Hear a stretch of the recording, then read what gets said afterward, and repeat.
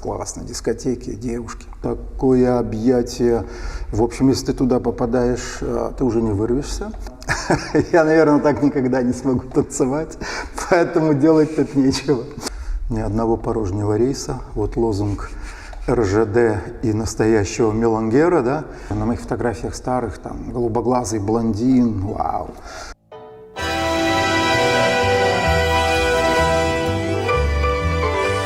Всем привет! Мы сегодня в гостях у Сергея Маги.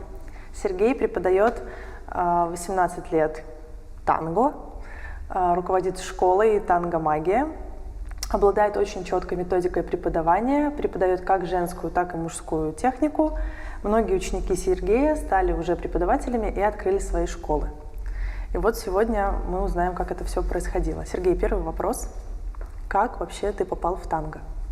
Где-то услышал словосочетание «аргентинское танго». Очень понравился и зацепил ритм этих слов. Ну, собственно, тогда с интернетом, ну, так себе было. Вот полез в журнал «Досуг». Был такой.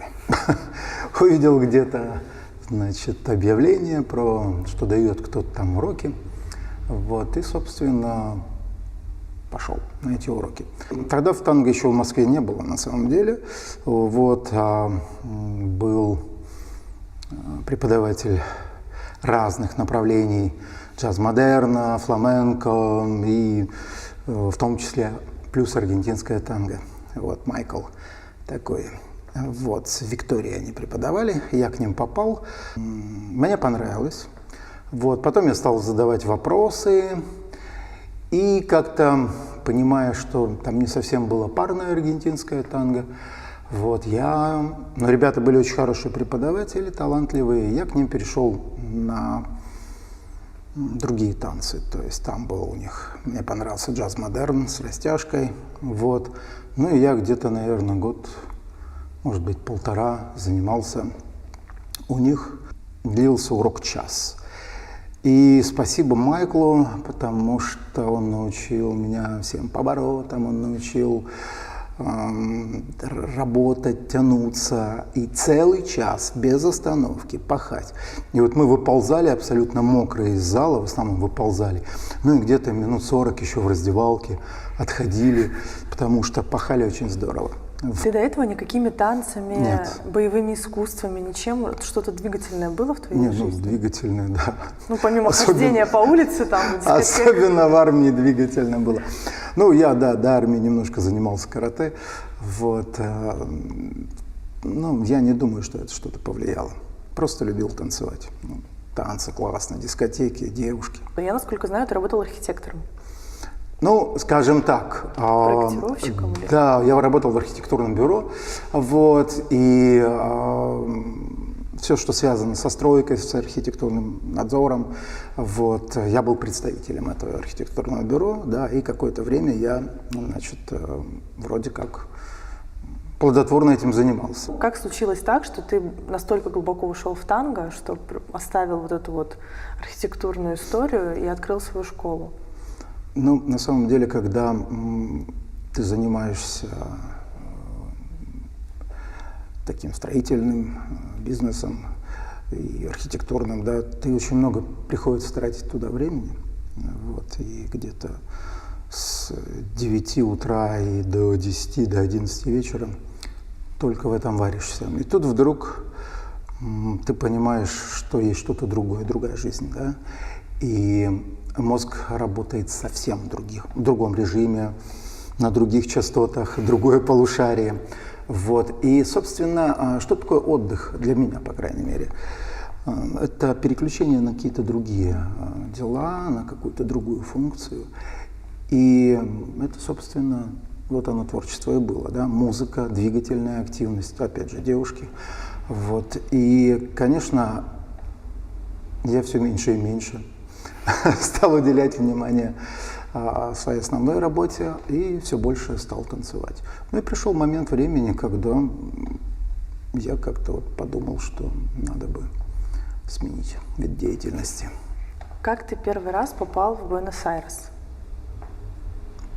До того, как школа открылась, или уже когда... Нет, конечно, уже когда был? Школа была, да, я преподавал. Ну, естественно, уже очень многие наши танцоры из Москвы там побывали. Все говорили, нужно быть, нужно быть. В общем-то, собрался. И декабрь месяц, декабрь-январь, вот, я туда уехал.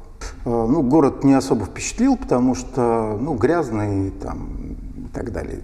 С другой стороны, ну, там нужно быть, там нужно побывать. Это все-таки колыбель, альма-матер. Но Буэнос-Айрес меняет очень сильно. Да? Твой способ относиться к танго, двигаться. Конечно, там нужно быть какое-то количество времени. В общем, где-то, наверное, недели 2 каждый день я ходил на мелонги. Вот, разочек пытался танцевать, но не смог просто по причине нехватки места. А это время, когда туда возвращаются все аргентинцы, туда съезжаются все туристы, да, ну потому что, вот, и если в какое-нибудь другое время там можно нормально танцевать на мелонге, так не так много народа, то в это время там, ну просто вот, из-за этого я, в общем, был в таком шоке культурном.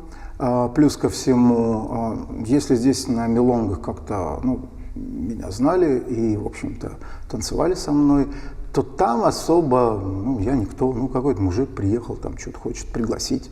Аргентинок не пригласишь, потому что они приехали отдыхать, они там сидят, с друзьями общаются, даже не перебывают туфли, вот, ведерко шампанского, какие танцы, вот.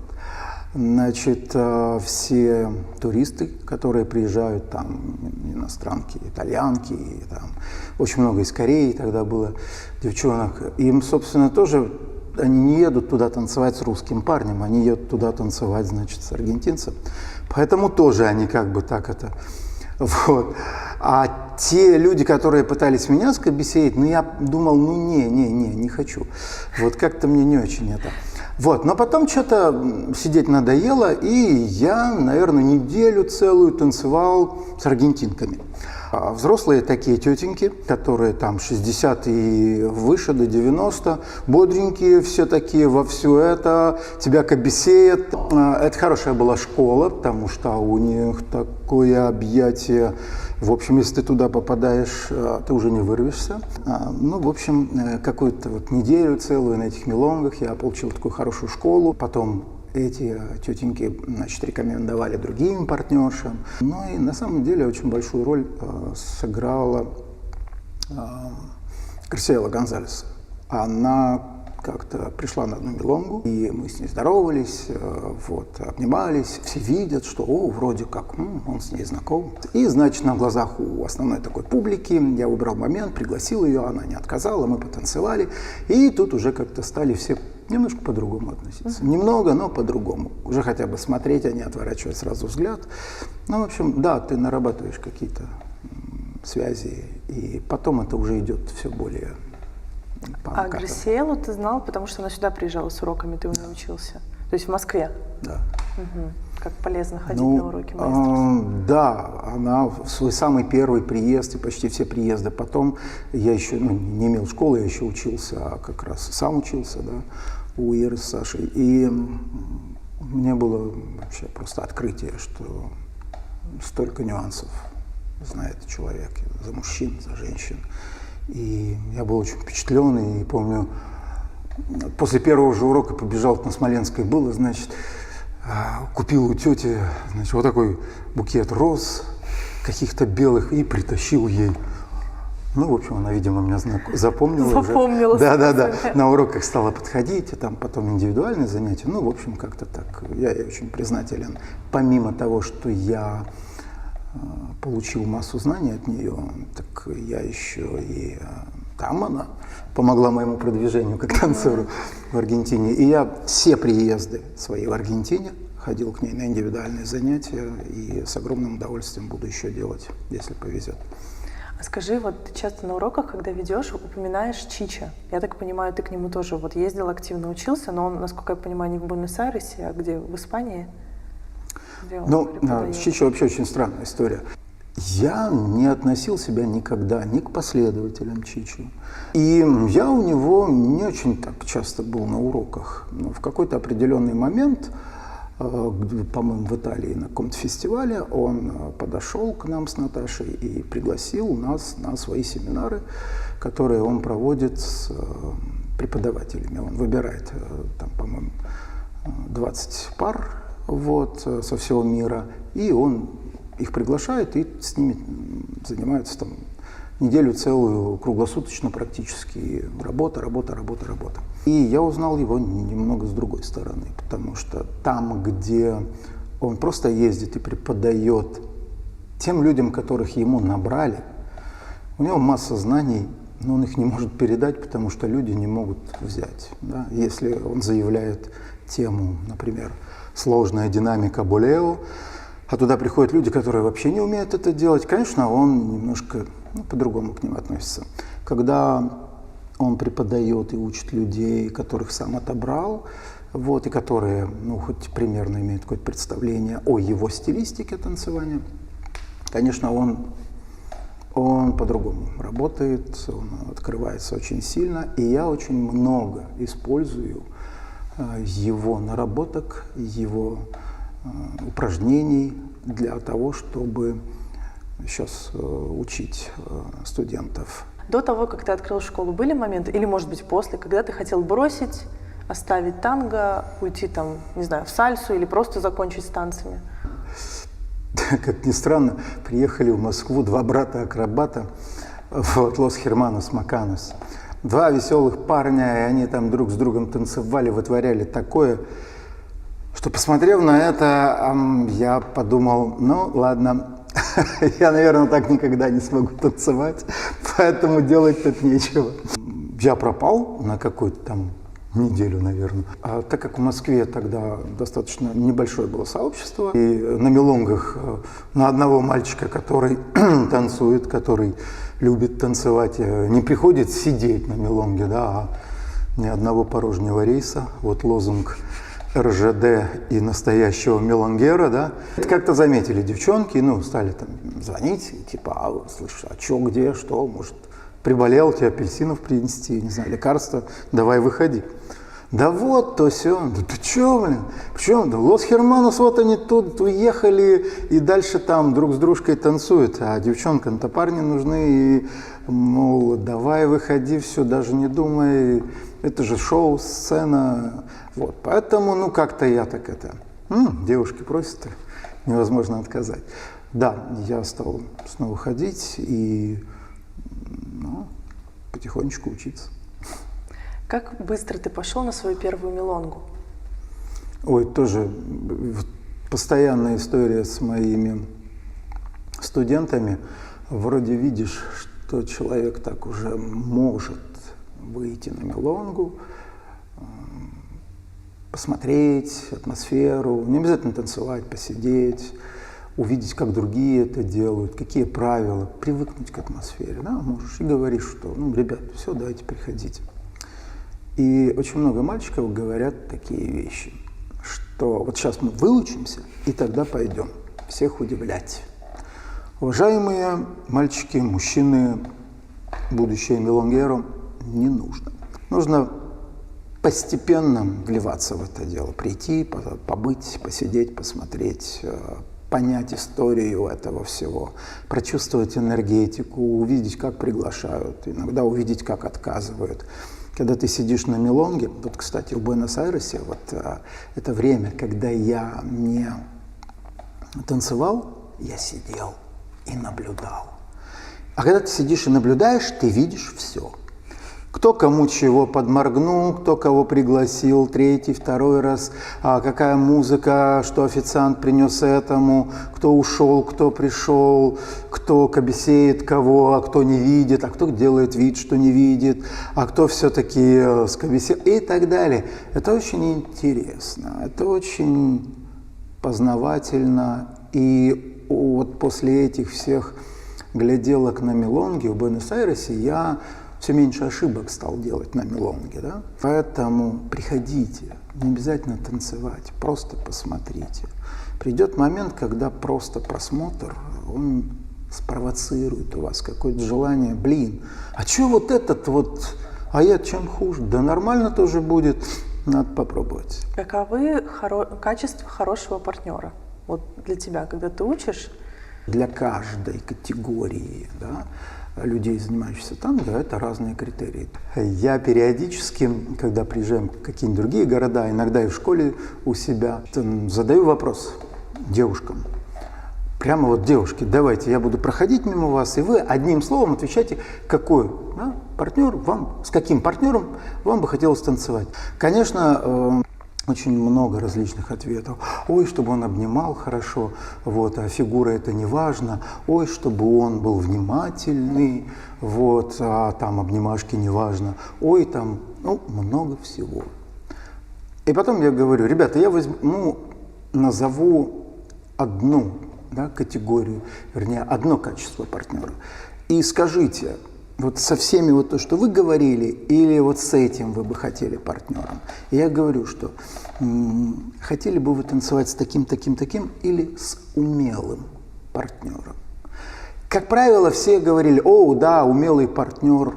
Собственно, для меня партнер должен быть умелый. Это включает умение и фигур, и взаимодействие, и быть внимательными, музыка, и поведение себя, да, на танцполе, умение не врезаться, избежать столкновений. Если партнер умелый, будет всем в паре танго счастье и ему, и ей, и окружающим. Ну, наверное, так. А партнерша? Ну, да, конечно, можно сказать, тоже умелая. Дело в том, что ведь лидер, выбирая, кого пригласить, он принимает ответственность на себя. Сам выбрал, что теперь ты недоволен. У тебя был вот сидит цветник прекрасный, выбирай. Выбрал, будь добр. Но, не знаю, я не задавал, наверное, себе вопросов, но мне, конечно, хотелось бы, помимо того, чтобы девушка была умелая, да, две вещи, возможно. Это она была очень внимательна, да, и спокойна. Когда девушка спокойная, можно избежать столько ошибок в танце с ее стороны, с моей стороны. Мне иногда задают вопрос, а вот как вот там не ошибаться-то?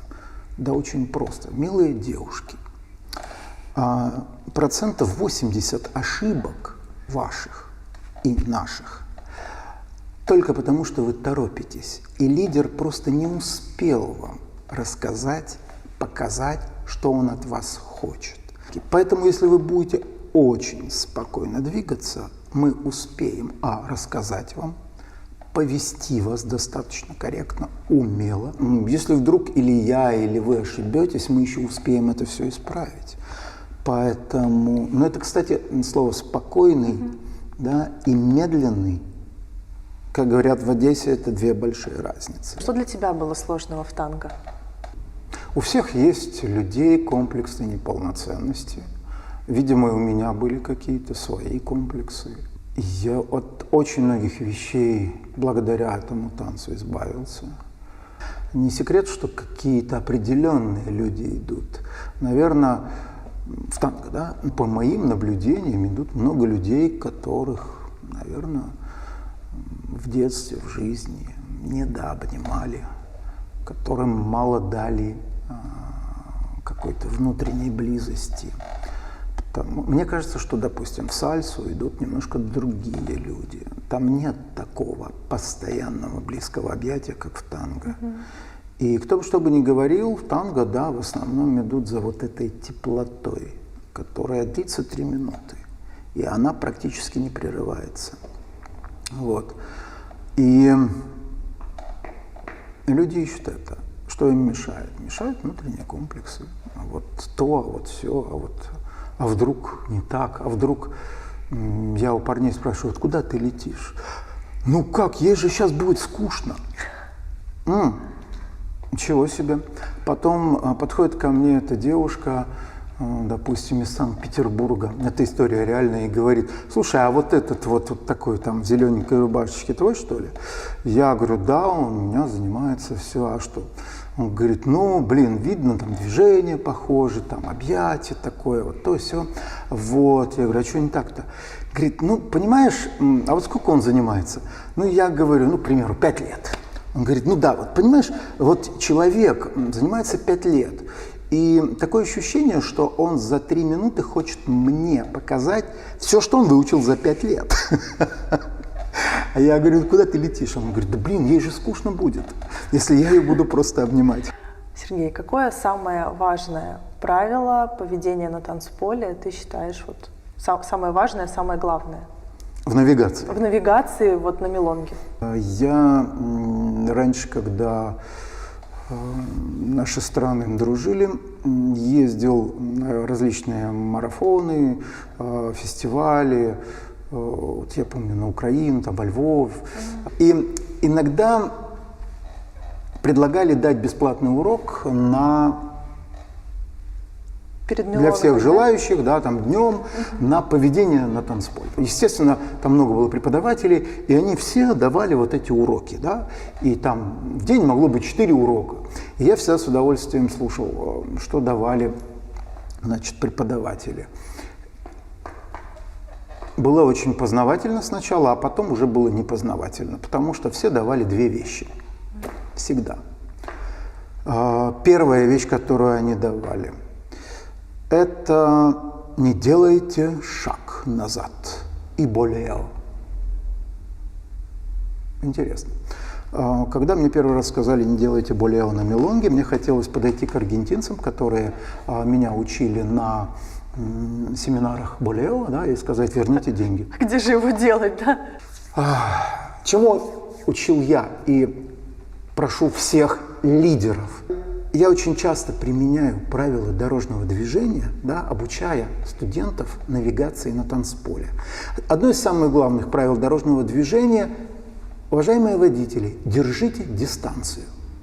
Уважаемые мелонгеру, тангеру, кто хотите, уважаемые случайные люди, уважаемые альтернативщики, ноевщики, салонщики, мелонгерщики, кто хотите, держите дистанцию.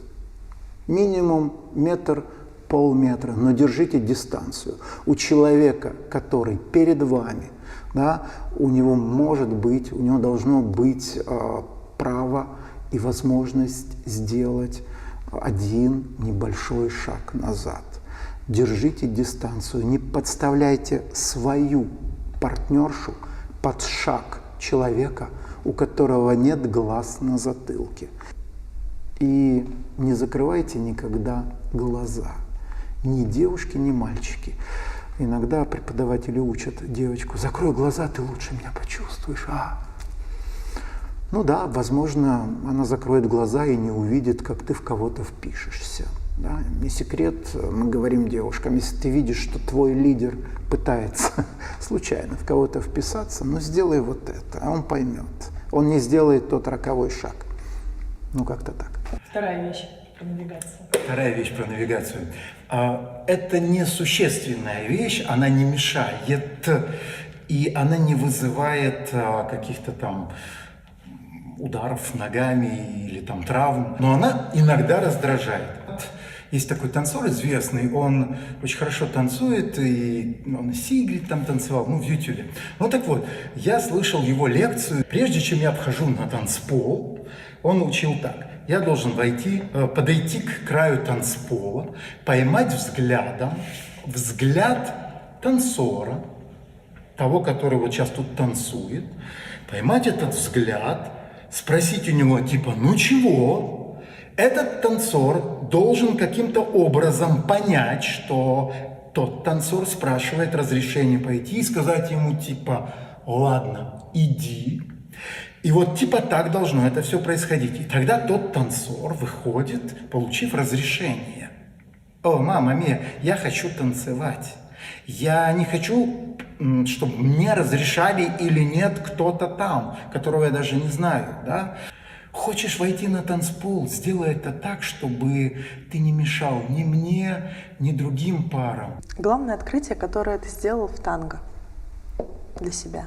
Это как раз касается личной жизни, комплексов.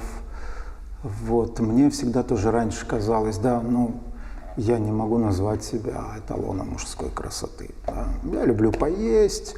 Вот. Моя прическа, она уже давно та, что было раньше. На моих фотографиях старых там голубоглазый блондин, вау. В общем, и мне казалось, что, ну, девчонкам тоже не очень так как бы хорошо, не очень хочется танцевать. Это, кстати, хороший стимул был, потому что, ну, как выяснилось, девчонки, да, танцуют либо с хорошими партнерами, либо с симпатичными партнерами. Вот. Или с наглыми партнерами. Просто они не успевают от этой наглости отойти, отказать, и иногда идут танцевать. Вот на Мелонге недавно там прям вот с таким напором с руки приглашал. Девушка настолько обалдела, что дала себя вывести на танцпол. Танго научила меня тому, что очень многие девушки на красоту обращают внимание, конечно. Но отнюдь не в первую очередь. Внутреннее ощущение от человека, внутренняя харизма, внутренняя энергетика. И если она присутствует, и если эти вибрации совпали, то выберут вас, а не аргентинца или просто красивый мальчик или мужчина. Вот. И танго это дает очень сильно. У меня была одна история, которую я часто рассказываю. Этот человек уже, к сожалению, сейчас не танцует, он женился, и он ушел из танго. И молодой человек пришел такой в брючках коротеньких, пиджачок, такой парнишечка из офиса. Через 2 года это уже был такой матерый волк. Через 5 лет и диджеить начал, и преподавать.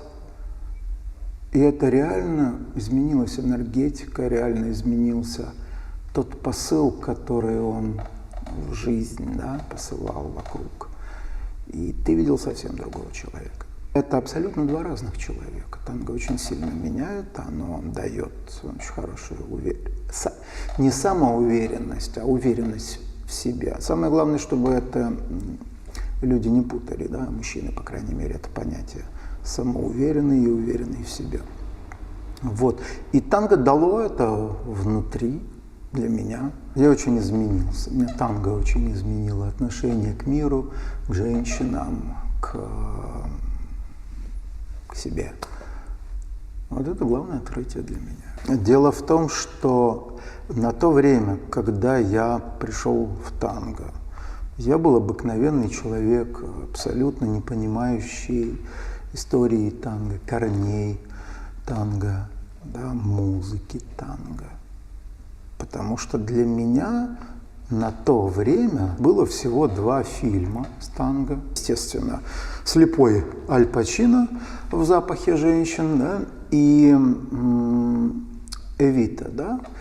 Фильм был там «Бандерас», «Мадонна». И вот там впервые какое-то такое, по-моему, там было движение где-то, как болео, что-то такое. И это меня так впечатлило, эти ноги летающие. Для меня танго это было как раз вот ноги, как раз фигуры.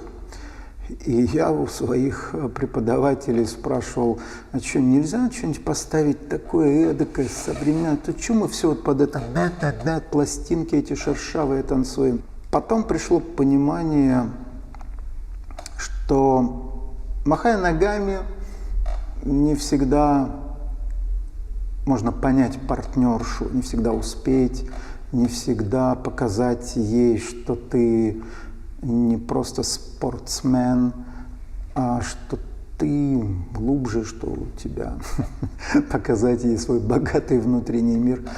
Сейчас под определенную музыку я люблю помахать ногами с определенной партнершей, которая это умеет делать. Под определенную музыку с определенной партнершей я никогда себе не позволю этого сделать. Из уважения к ней, к музыке, к себе.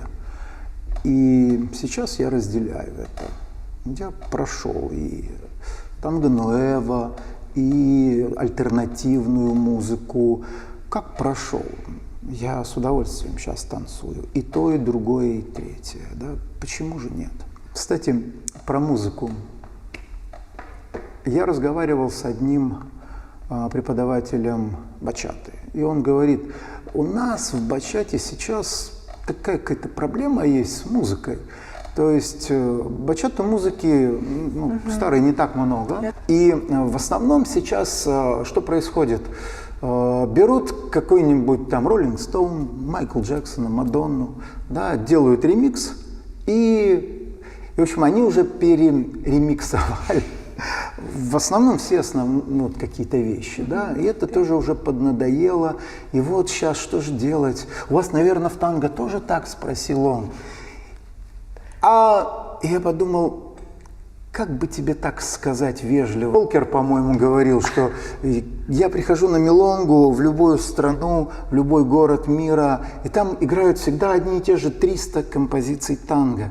И мы уже с 40-х годов танцуем этих 300, и все довольны. Зачем тебе сейчас танго? Да люблю я это. Любовь к танго. На семинарах, о которых я говорил, где Мариано Чичо, да, вот собирает людей, обычно после там 8-часовой работы, да, он собирает всех, и вот зал, они садятся на пол, он сидит перед ними на стуле. И мы задаем любые вопросы человеку, у которого огромный опыт. Человеку, которого, кстати, Грасиела Гонзалес назвала, что я сейчас, да, раньше нет, но сейчас она сказала, что я сейчас не знаю лучше танцора. Он говорил о любви к танго, и он говорил, что он как-то сказал простую фразу, что, наверное, за танго я готов жизнь отдать. Есть такая поговорка: ум можно обмануть, но мурашки никогда. Когда он сказал, да, мурашки по коже. И вот я люблю это. У меня табличка на дверях «Школа тангомании». И внизу надпись, которая мой девиз уже много лет. Танго как способ жить. Я живу танго. Все, что происходит в моей жизни, так или иначе, связано с танго. Самое необычное место, где ты танцевал танго? Лифты считаются. А, лифты, в лифте танцевали танго? Ну да, особенно когда он застревает, а там 4 человека, которые танцуют танго. Целых 2 пары, можно почти что ронду маленькую Так сделать. да, я о том же. Был такой, да, случай необычный, не знаю, крыши зданий. Крыша зданий мне нравится. А пирсы, уходящие в море, очень тоже мне нравится. Судак, Ялта. Вот. Ночь, луна, на соседнем пирсе еще кто-то, звучит музыка. Круто. Блиц. Любимый оркестр? От настроения.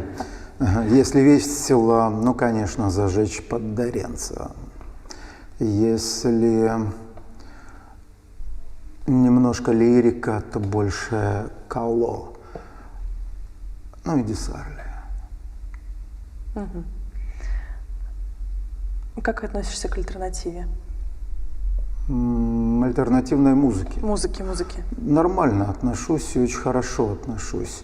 Я учу ребят танцевать под музыку.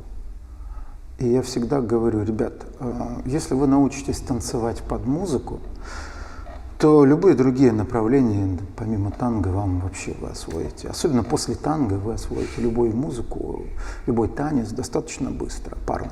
Девушки в танго-туфлях или кроссовках-джазовках? Зависит. Если...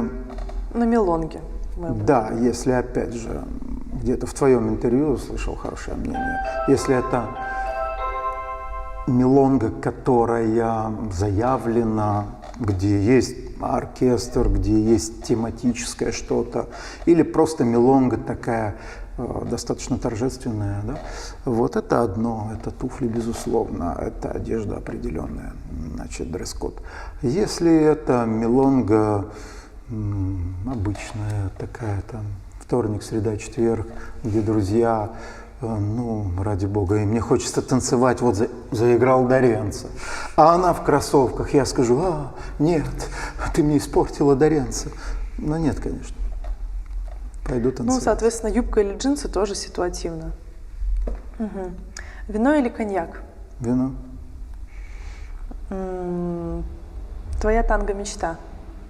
Ну, блин, пожалуй, только одна, чтоб танго не очень быстро, но всегда стабильно развивалась во всем мире. Класс, спасибо.